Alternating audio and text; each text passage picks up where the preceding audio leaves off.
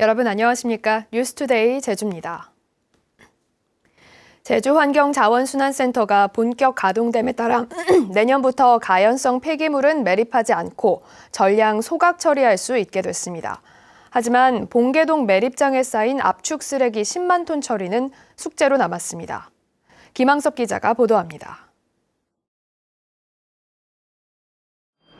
쓰레기를 가득 실은 수거 차량이 소각 쓰레기를 보관하는 곳으로 종량제 봉투에 담긴 생활 쓰레기를 쏟아냅니다. 거대한 집게가 들어올린 쓰레기는 소각로 안으로 차례차례 들어갑니다. 제주환경자원순환센터 소각시설이 완공되면서 이달 중순부터 쓰레기 소각이 시작된 겁니다. 제주시 일부 읍면 지역을 제외한 도내 모든 지역의 가연성 쓰레기가 환경자원순환센터의 소각시설로 반입되고 있습니다. 1,500억 원의 사업비가 투입된 소각시설은 하루 최대 500톤의 폐기물을 처리할 수 있습니다. 두 기로 구성되어 있기 때문에 한호기에 어떤 문제가 발생을 하거나 쓰레기 발생량의 변동이 생기더라도 한호기를 가동함으로써 제주도에 발생한 쓰레기를 처리할 수 있고, 제주시 읍면 지역의 음식물 쓰레기 배출 분리가 완료되는 새해 1월 1일부터는 도내 전 지역의 가연성 쓰레기와 폐목재를 소각 처리하게 됩니다. 제주시 및 서귀포에서 발생되는 게 약 한 230톤 정도로 보고 있습니다. 생활 쓰레기에 대해서는 이제 환경자원순환센터에서 전량 이제 처리가 가능하겠고. 하지만 봉계동 쓰레기 매립장에는 압축 쓰레기와 폐목재 10만여 톤이 여전히 쌓여 있는 상황. 제주시는 봉계동의 북부 소각장을 연장 사용해 압축 쓰레기를 처리하겠다는 방침이지만 마을 주민과의 협의가 끝나지 않았습니다. 진행 중입니다. 연장적으로 가는 것 같아요, 지금. 그 가치에서 한 3년 정도 잡고 있어요. 제주환경자원순환센터 소각로가 완성되면서 제주에서 발생하는 가연성 쓰레기를 모두 처리할 수 있게 됐지만 그동안 쌓인 쓰레기 더미는 여전히 숙제로 남게 됐습니다. MBC 뉴스 김항섭입니다. 진입로가 없는 농지, 이른바 맹지에 인접한 공유지 매각이 허용돼 논란이 일고 있습니다. 개정된 공유재산관리조례는 진입도로가 없는 맹지이면서 상당 기간 농지로 사용된 토지의 경우 통행 목적의 진입로를 확보하기 위해 인접한 공유지의 수의 매각을 허용했습니다. 또 개발 목적의 공유지 매각은 금지되며 매각 예정 가격도 2천만 원 이내 한도로 최소한의 면적만 허용했습니다. 이에 대해 주민자치연대는 성명을 내고 공유지 매각으로 맹지의 진입도로가 확보될 경우 지가 상승은 물론 난개발 우려가 높다고 비판했습니다. 이성문 제주도 교육감이 토론과 논술로 진행되는 IB 교육 과정을 내년부터 초등학교와 중학교에 도입하겠다고 밝혔습니다. 수능과 정시 모집 비중을 높이는 정부의 대입 정책에는 반대했지만 고등학교 3학년에게 투표권을 주는 선거법 개정에는 찬성했습니다. 조인호 기자가 보도합니다. 전국에서 처음으로 IB 교육과정 도입을 추진하고 있는 이성문 교육감. 2022년 표성고등학교에 공인과정을 도입하기에 앞서 내년 2학기부터는 희망하는 초등학교와 중학교에도 적용해보겠다고 밝혔습니다. 초등학교 2학년 과정이 이렇게 됩니다. 일주일 동안 숫자를 사용하지 않고 이야기하기. 숫자가 우리 주변에 어떻게 작용하는지 느끼게 해주죠. 아까 숫자 없이 한번 대화를 해보십시오. 정부가 조국 사태 이후 불공정 논란 때문에 대입 수시 모집을 줄이고 정시 모집을 늘리기로 한 것은 바람직하지 않다며 반대했습니다. 대학 진학에 익숙해질만 하면 입시가 바뀌어버립니다. 강남 중심으로 늘 돌아가는데 전국 17개 시도 교육감들은 정시 확대에 반대를 합니다. 패스트트랙으로 국회에 상정된 선거법 개정안에 따라 만 19살에서 18살로 선거 연령이 낮아지는 것은 찬성했습니다. 가장 핵심 자기 이해관계가 있는 대입이라든지 이런 부분에 대해서는 충분히 아이들이 유권자로서 의견을 낼 수 있지 않을까 이런. 방과 후 학교 강사들이 반발하고 있지만 강사료는 학생 숫자가 아닌 수업 시간에 따라 지급하겠다고 밝혔습니다.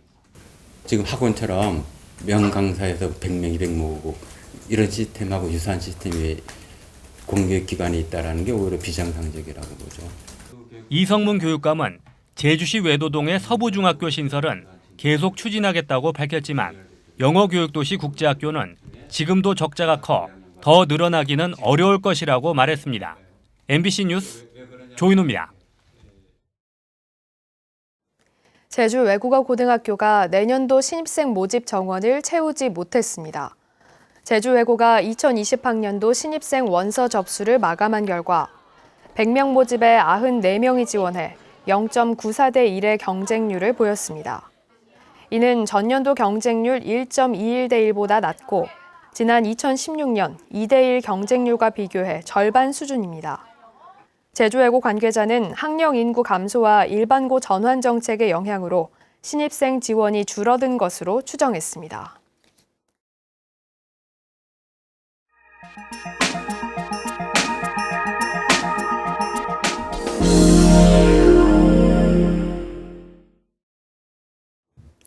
농촌 인구의 고령화로 농사지을 사람이 매년 줄고 있다는 것은 새로운 사실이 아닙니다.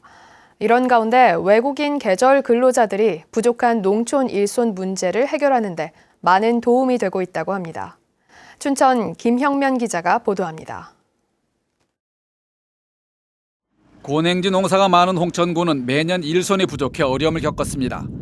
그러다가 2016년부터 외국인 계절 근로자 제도가 도입된 이후 농촌에 도움이 되기 시작했습니다. 90일 미만의 단기 근로자에 대한 수요가 늘기 시작하면서 2017년 80명에 불과했던 홍천 지역 계절 근로자는 지난해 312명, 올해는 354명으로 급격히 증가했습니다. 농촌에 부족한 일손을 외국인 단기 근로자들이 일정 부분 채워준 것입니다. 홍천군 같은 경우는 일단 내면 쪽에서 많이 하고 있는데 잔일의 일손이 많이 부족하니까 사람 구해야 구할 수도 없고 하니까 일손 농작업 쪽에서 많이 도움을 받고 있는 거죠. 도내 전체로도 결혼 이민자를 포함한 외국인 근로자는 꾸준히 늘고 있습니다. 2015년 11,516명에서 지난해는 13,775명으로 20% 가까이 증가한 것입니다. 지역별로는 원주시가 2,490명으로 가장 많고 춘천시 1,699명, 홍천군과 강릉시가 각각 1,250명가량입니다. 특히 계절 근로자의 경우 양구와 홍천, 인제, 철원 등 주로 농촌 지역에 집중돼 부족한 농촌 일손을 외국인들이 일정 부분 담당한 것으로 평가됐습니다. 이러한 외국인 근로자에 대한 활용 지원 정책을 강화할 필요가 있으며 동시에 향후 보다 정확한 분석을 위해 관련 통계 및 데이터의 확충이 강구되어야 할 것으로 보입니다. 외국인 계절 근로자에 대한 수요는 앞으로도 계속 증가할 것으로 보입니다. 정부가 조사한 자료에 따르면 지난해 기준 전국적으로 잠재 수요는 2만 2천 명인 반면 배정 인원은 3,600명에 그쳤기 때문입니다. 이처럼 외국인 근로자가 늘면서 열악한 근로 환경과 인권 유리 문제, 그리고 이들이 불법 체류자가 되는 것을 막기 위한 방안 등은 점점 과제가 되고 있습니다. MBC 뉴스 김영면입니다.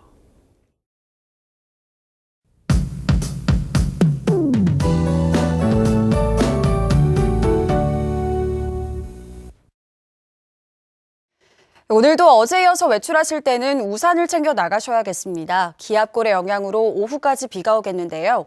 예상되는 강수량은 10에서 20mm가 되겠고 기온이 낮은 산지에는 비가 눈으로 바뀌어 내리면서 1에서 5cm가량 눈이 쌓이겠습니다.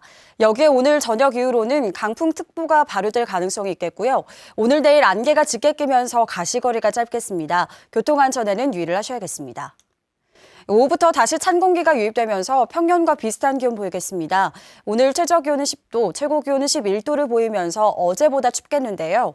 여기에 찬바람이 강하게 불면서 체감온도는 8도까지 떨어져 춥겠습니다. 감기 걸리지 않도록 건강관리 잘 해주셔야겠습니다. 다음은 자세한 지역별 날씨입니다. 현재 기온 북부와 서부 동부가 10도, 남부가 12도를 보이고 있습니다.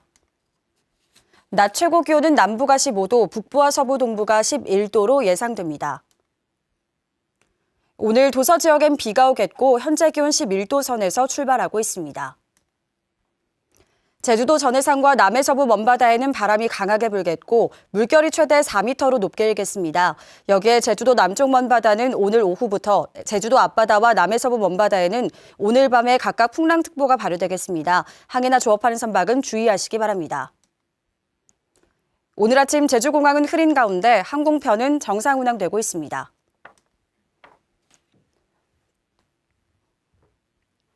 주간 날씨입니다. 당분간 평년과 비슷한 기온 보이겠고 일요일에는 비가 오겠습니다. 날씨였습니다. 다음은 희망 2020 나눔 캠페인 성금을 보내주신 분들입니다. 통일감정평가법인 제주지사 임직원 일동 20만 원, 공립봉계 LH 어린이집 보육교직원과 어린이들 49만 원, 대한민국 월남전 참전자회 서귀포지회 강문숙 지회장과 회원 일동 20만 원, 조천중학교 1학년 학생들이 27만 6,570원을 보내주셨습니다. 성금을 맡기실 분은 내년 1월 말까지 제주 MBC 경영심의부로 문의하시거나 제주은행이나 농협계좌를 통해 보내주시면 됩니다. 고맙습니다. 최근 민식이법이 국회를 통과하면서 제주 지역에서도 어린이 보호구역의 교통안전시설이 늘어나게 됩니다. 제주도는 이달 말까지 322개 어린이 보호구역을 조사해 안전시설을 설치할 장소를 검토한 뒤 내년에 28억 원을 들여 과속 단속용 CCTV와 교통신호기를 설치할 계획입니다. 민식이법에 따라 지방자치단체는 어린이 보호구역에 과속 단속 장비를 의무 설치하고 횡단보도 신호기와 안전표지도 우선적으로 설치해야 합니다. 제주시 구자읍 하도리와 서귀포시 안덕면 사계리 마을이 제주 해녀마을 조성 최적지로 제시됐습니다. 제주도는 유네스코 인류 무형문화유산으로 등재된 제주 해녀문화를 보존하고 관광자원으로 활용하기 위해 제주 해녀마을 조성 사업을 추진하고 있습니다. 제주도가 의뢰한 타당성 용역 결과 제주 해녀마을 조성에 현장 박물관 개념을 도입하고 최적지로 구자읍 하도리와 안덕면 사계리를 제시했습니다. 제주도는 타당성 조사 결과를 바탕으로 해녀 문화마을의 공간적 범위를 확정해 2021년부터 5년간 사업을 추진할 계획입니다. 올가을 태풍 피해 영향으로 제주산 월동채소 재배 면적이 줄면서 가격이 급등한 것으로 나타났습니다. 제주도에 따르면 최근 서울 가락동 시장에서 제주산 월동무 평균 가격은 최근 5년 평균보다 2.9배나 올랐고 양배추는 93%, 당근도 77% 올랐습니다. 올해 제주 지역 월동채소 재배 면적은 13,000헥타르로 최근 5년 평균보다 5.8%나 줄었습니다. 중국의 사드 보복이 장기화되면서 제주를 찾는 크루즈 관광객이 회복되지 않고 있습니다. 제주도에 따르면 올해 크루즈 관광객은 4만 4천여 명으로 역대 최대치였던 2016년의 120만 명에 비해 30분의 1 수준에 그쳤습니다. 크루즈 선사들은 내년에 제주항과 서귀포항에 500차례 입항하겠다고 신청했지만 사드 보복 조치가 이어질 경우 대부분 취소할 것으로 보여 실제로 입항할지는 불투명한 상황입니다. 제주 지역 건설 경기가 민간 부문 침체로 하락세를 이어가고 있습니다. 대한건설협회 제주도 지회에 따르면 지난 11월까지 건설 수주액은 4,400억 원으로 작년보다 22% 감소했습니다. 공공부문은 행복주택 건설 등으로 5개월 만에 증가세로 전환했지만 민간 부문은 작년 대비 50%나 줄었습니다. 건설 수주의 선행지수인 건축허가 면적도 19% 감소해 침체 국면이 이어질 것으로 예상됩니다. 음식점과 숙박시설 등 상업시설에 대한 불법 증축과 개축이 늘어나고 있습니다. 제주시에 따르면 올해 19개 동지역에서 신고 적발된 불법 건축물은 3,037건으로 집계됐습니다. 특히 음식점과 숙박시설, 유흥주점 등은 영업장을 무단 증축하거나 기존 구조물을 개축했다가 적발되는 사례가 대부분입니다. 한편 제주시가 지난해 원상복구하지 않은 무허가 건축물에 부과한 이행 강제금은 159건에 5억 원에 이르고 있습니다.